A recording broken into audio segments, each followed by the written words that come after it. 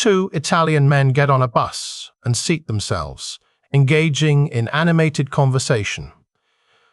The lady sitting behind them ignores their dialogue at first, but her attention is galvanized when she hears one of the men say the following: "Emma, come first, then I come to assess." They come together, I come again to assess. They come together again, I come again and pee twice. Then I come on some more. "You foul-mouthed swine," retorted the lady indignantly. "In this country, we don't talk about our lives in public." "Hey, cool down, lady," said the man. "I'm just telling my friend how to spell Mississippi." A guy sends a text to his next-door neighbor, Bob. "I'm sorry. I've been riddled with guilt, and I have to confess, I have been helping myself to your wife when you're not around, probably more than you.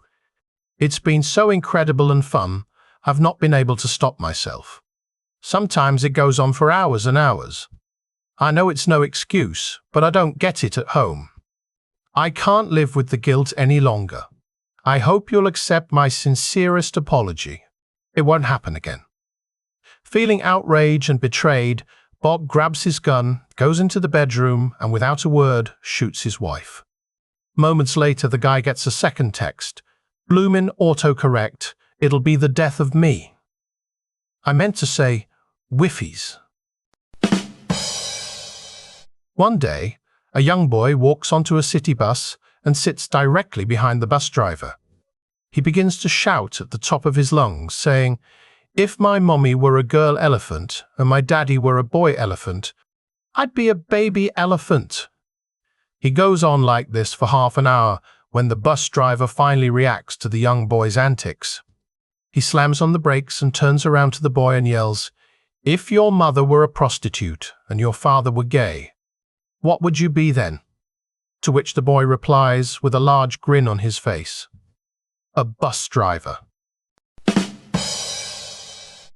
A guy walks into a bar, orders a scotch and soda, and puts a frog on the bar. The bartender gives him a drink and asks what the frog is for.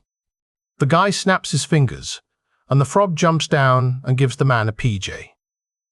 The bartender is amazed and asks to see that again, so the guy snaps his fingers a second time. The frog jumps down, gives the man a BJ, and then hops back on the bar. The bartender is astounded and offers the guy $3,000 for the frog. The man, of course, accepts and gives the frog to the bartender. The bartender goes home after his shift.